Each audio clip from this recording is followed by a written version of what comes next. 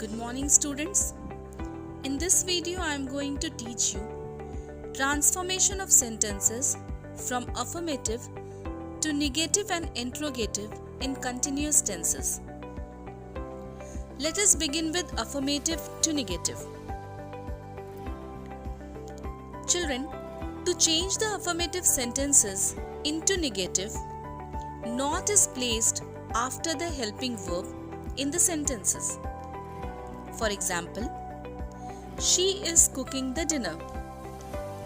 In this sentence, is the helping verb and we need to place not after the helping verb to change it into negative.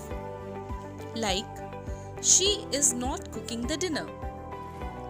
Another example, they were playing chess. To change into negative, we are going to place not after the helping verb were, as they were not playing chess. Next example, Maya will be performing tomorrow. Again, to change into negative, we place not after the helping verb will, as Maya will not be performing tomorrow. Let us see the rule for transformation of affirmative into interrogative.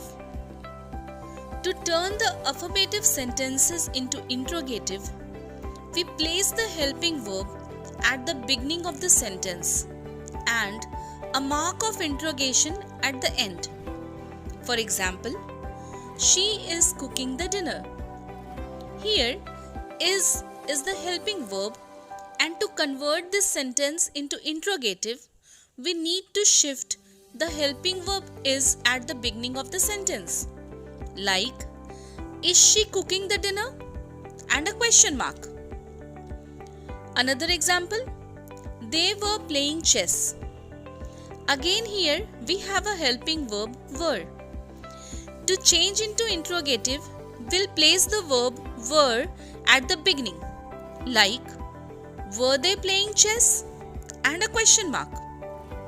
Similarly, in future continuous, Mary will be performing tomorrow. To convert it into interrogative, we place the helping verb will at the beginning of the sentence. Like, will Mary be performing tomorrow? And a question mark. Let us recapitulate. In continuous tenses, to change the sentences from affirmative to negative, we need to place the word not after the helping verb. And to change the affirmative sentences into interrogative in the continuous tenses, we shift the helping verb at the beginning of the sentence. And very important, to place a mark of interrogation or a question mark at the end of the sentence.